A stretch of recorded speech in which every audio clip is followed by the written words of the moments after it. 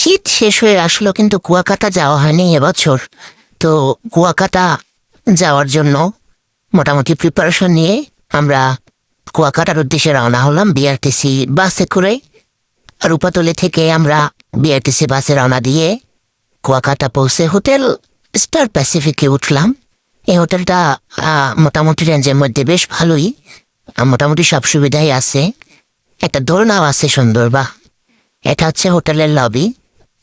আমরা গিয়ে এই রুম পেয়ে গেছি 1500 টাকা রেঞ্জের। যে রুম পেয়েছি আমরা, রুম ভালোই ছিল।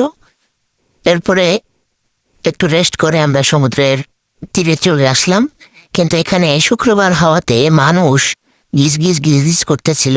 আমরা ছাতার নিচে চৌকি ভাড়া করে বসে বসে সমুদ্র দেখছিলাম। কিন্তু এখানে বসে দেখে শান্তি পাচ্ছি না, কারণ এত মানুষজন সামনে দিয়ে হাঁটাচলা করতেছে। সমুদ্রের যে রিয়েল সিনারি সেটা পাচ্ছিলাম না। তো এখানে খাবারের দোকান এত বেশি, মানুষের চেয়ে খাবারের দোকান বেশি, হকার বেশি। এরপরে কিছুক্ষণ এখানে বসে সমুদ্র দেখে একটু বাদাম কিনে খেতে খেতে সমুদ্রের তীর ধরে হাঁটলাম আর সমুদ্র দেখলাম। এই যে অনেক খাবারের দোকান। এরপরে সমুদ্রের তীরে দাঁড়িয়ে একটু সমুদ্র দেখার চেষ্টা করছি, ঢেউগুলো আছড়ে পড়বে, কিন্তু ঢেউয়ের পরিমাণ অত বেশি ছিল না। আর একদিকে আবার ফটোগ্রাফারদের যন্ত্রণা, এসে বলে আপা ছবি তুলে, কিন্তু এইসব ফটোগ্রাফারের কাছে ছবি তুললে পুরাই লস। এরা একই পোজের অনেকগুলো ছবি তুলবে, তারপরে বলবে যে আপা প্রতি ছবি 5 টাকা করে, 500 ছবি তুললে আপনার দেখা যাবে কোনোটাই আপনি বাদ দিতে পারছেন না। তাই এই খপ্পরে পড়া যাবে না, সাবধান। সমুদ্র দেখছি, কিন্তু সমুদ্রের তীরে চিপসের খোসা, পলিথিনের প্যাকেট এগুলো ভেসে আসে মানুষের অসচেতনতার কারণে। সূর্য প্রায় লম্বালম্বি ভাবে কিরণ দিচ্ছে। লাঞ্চের সময় হয়ে গেছে, আমরা লাঞ্চ করতে যাব। তো যাওয়ার সময় দেখলাম যে ঘোড়া, তো অনেক দিনের সব যে ঘোড়ার জোরে একটু ছবি তুললো। এরপরে ঘোড়ার জোরে কিছুক্ষণ ফটোগ্রাফি করলাম। এরপরে আমরা লাঞ্চের উদ্দেশ্যে চলে গেলাম। বিকেলবেলা আবার সূর্যাস্ত দেখার জন্য বের হয়ে পড়লাম। এখানে কোন একটা কোম্পানি থেকে প্রচুর লোকজন এসেছে, তারা এখানে ছবি তুলছে। এরপরে আমরা সূর্যাস্ত উপভোগ করলাম। এই দৃশ্য আসলেই স্বর্গীয়। ডুবে যায় সূর্য, ডুবে যায় সূর্যি মামা ডোবার আগে। কি করি আমরা? যাই হোক, সূর্য ডুবে গেল। এরপরে আমরা ফিশ বারবিকিউ জোনে চলে আসলাম। এখানে মাছ দেখে তারপরে বাছাই করে কিনে এখানে এই বারবিকিউ করে ওরা তারপরে রুটি বা পরোটা দিয়ে সেই ফিশ বারবিকিউ খাওয়া হয়। আমরা 1 কেজি পরিমাণের একটা স্যালমন ফিশ কিনে এটাকে বারবিকিউ করতে দিলাম। তো ওরা ভেতরের দিকে বারবিকিউ করে, আমরা ওখানে গিয়ে দেখলাম কিভাবে বারবিকিউ করে। সুন্দর করে মাছ কেটে ছিলে ধুয়ে মশলাপাতি লাগিয়ে বারবিকিউ করছে। এই যে বারবিকিউ হয়ে গেছে, খুবই মজা ছিল। আমরা রুটি দিয়ে খেয়েছি। এরপরে আমরা আবার সমুদ্রের তীরে চলে গেলাম। সেখানে গিয়ে হাঁটতে হাঁটতে ক্ষুধা লাগায় আমরা একটু ভুট্টা পোড়া খেলাম। এখানে আসলে খাবারের দোকানের অভাব নাই। এবছর গিয়ে দেখলাম যে রাতের বেলা প্রচুর খাবারের দোকান, তান্দুরি চা, এইটা সেইটা, খাবারের কোনো অভাব নাই। ফ্রেঞ্চ ফ্রাই, মুরগি পোড়া সবই আছে। এরপরের দিন আমরা লেবুর চর, ঝাউবন এবং শুটকি ফুলে দেখার উদ্দেশ্যে বেরিয়ে পড়লাম। আমরা একটি ভ্যান ভাড়া করে নিলাম, প্রায় 500 টাকার মতো যাওয়া এবং আসা। এবং তারা ওখানে গিয়ে অপেক্ষা করবে, আমরা ছবি তুলবো, সমুদ্র দেখবো। এই ভ্যানওয়ালা মামা অপেক্ষা করবে। যেতে যেতে দেখলাম এই পাশে মেরিন ড্রাইভের পাশেই শুটকি প্রসেসিং চলতেছে। এখানে মাছ শুকানো হচ্ছে, এই যে দেখা যাচ্ছে যেতে যেতে। এক পাশে বন বাগান আর এক পাশে সমুদ্র, আর উপরে মাথার উপরে জ্বলন্ত সূর্য।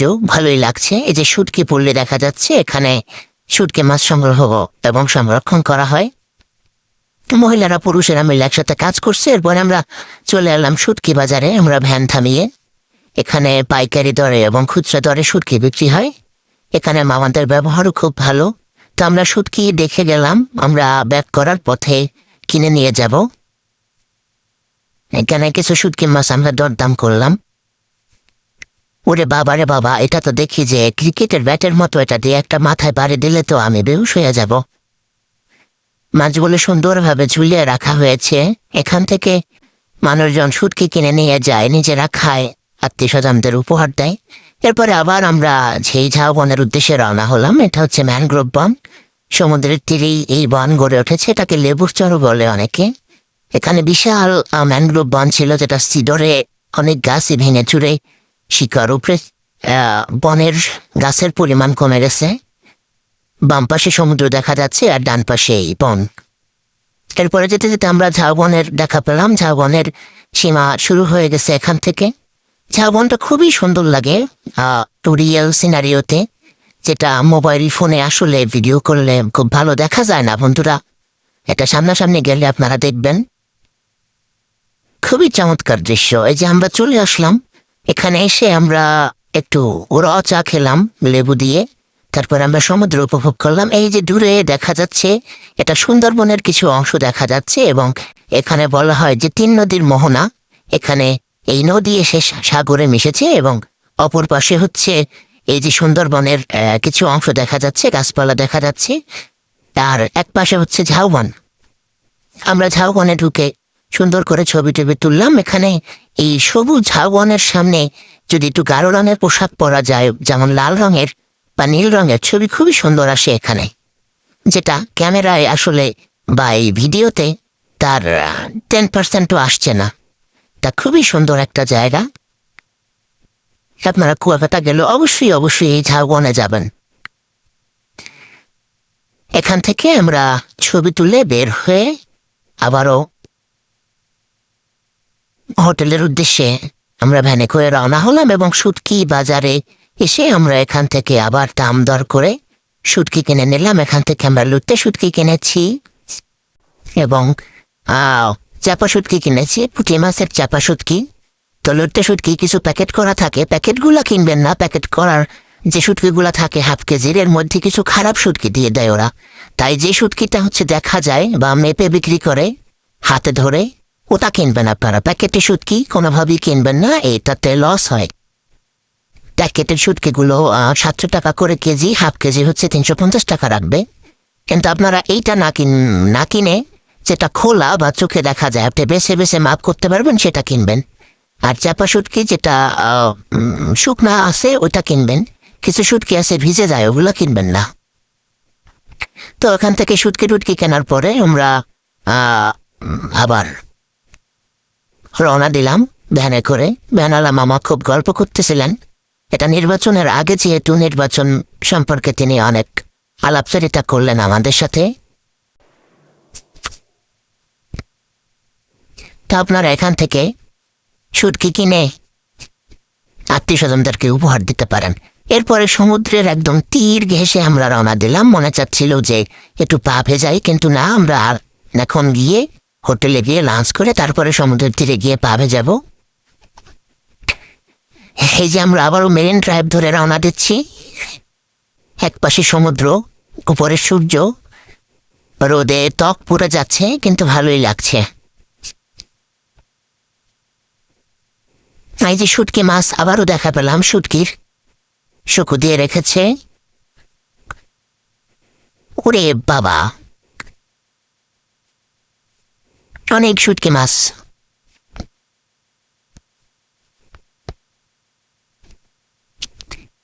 কুয়াকাটা গেলে এই পথ ধরে যাওয়া আসা এটা খুবই উপভোগ্য। এরপরে আমরা লাঞ্চ করে সমুদ্রের তীরে চলে গেলাম।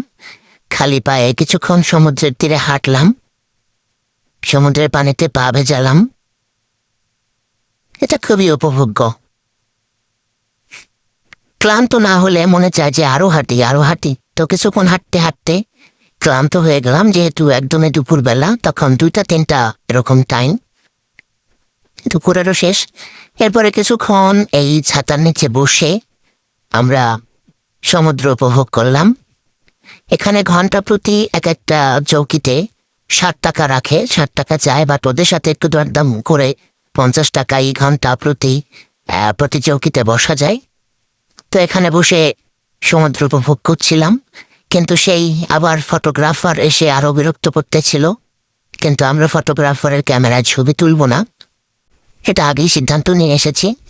কারণ এদের ছবি খুব একটা ভালো হয় না এবং এরা একই স্টাইলে অনেকগুলো ছবি তুলে এবং সেগুলো চেক করতে দেয় না। একবার চেক করার পরে বলে আপু আর চেক করা যাবে না, এখন নেন। তখন ছবি নিতে গিয়ে একটা তাদের সাথে ক্যাচাল হয়। সো এদেরকে অ্যাভয়েড করবেন। আর লাঞ্চের পরে বিশেষ করে 2টা 3টা 4টা পর্যন্ত একটু মানুষজন কম থাকে। মেইন যে কুয়াকাটা যেখানে সবাই গোসল করতে নামে সেখান থেকে হয় পশ্চিম দিকে যাবেন, না হয় পূর্ব দিকে যাবেন। একদম কতক্ষণ হাঁটলে পরে ওখানে গিয়ে চৌকিতে বসবেন। তো এরপরে আমরা সন্ধ্যার দিকে চলে আসলাম বার্মিস মার্কেটে। এখান থেকে বাচ্চাদের জন্য কিছু আচার, চিংড়ি বালা চাও এগুলা এবং চকলেট এই জাতীয় খাবার দাবার কিনলাম। কেনাকাটার পরে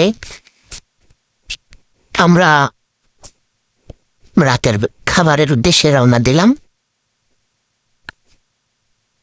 খাবারের ভিডিও অবশ্য করা হয় না। এখানে কুয়াকাটায় খাবারের হোটেলগুলোতে আসলে একটু দাম দর করে খেতে হয়, ওরা অনেক দাম চায় এবং খাবারের মানও খুব একটা ভালো হয় না। তো ওখানে গিয়ে একটু ফেড আপ হয়ে গিয়েছিলাম, এর জন্য এই ভিডিওগুলো আর করা হয় না। আপনারা একটু দেখে শুনে হোটেলগুলোতে খাবেন, যেখানে ভালো মানের খাবার আসছে ওখানেই খাবেন। মোটামুটি সব যাবে একই ক্যাটাগরির খাবার। এরপরে রাতের খাবার দাবার শেষে আমরা চলে গেলাম মিষ্টি পান খেতে, শাহী মিষ্টি পান ভান্ডার। এখানে নানান ধরনের পান আছে, শাহী মিষ্টি পান, আগুন পান, ঠান্ডা পান। ঠান্ডা পান কোন জিনিস এটা বুঝলাম না, আগুন পান দেখেছি কিভাবে খায়। তো আমরা শাহী মিষ্টি পান খেলাম। মাঝে মধ্যে এই যে গরু মাংস দিয়ে ভাত খেলে একটু মিষ্টি পান খেলে কিন্তু খারাপ হয় না, ভালোই লাগে। তবে চুন ছাড়া পান খেলে দাঁতও লাল হয় না, খেতে কিন্তু ভালোই লাগে। অনেকে এটা পছন্দ করে না, বাট আমার এটা খুবই পছন্দ। এটা একটা অন্য ধরনের এন্টারটেনমেন্ট হিসেবে নেওয়া যায়, রুচি চেঞ্জ হয়। পান টান খাওয়ার পরে আমরা হোটেলে চলে গেলাম, রাতে ঘুম দিলাম। এরপরে সকালে উঠে বরিশালে পৌঁছানোর পালা শুরু হবে। তো রাতের বেলায় আমরা টিকিট কেটে রেখেছিলাম পরের দিনের।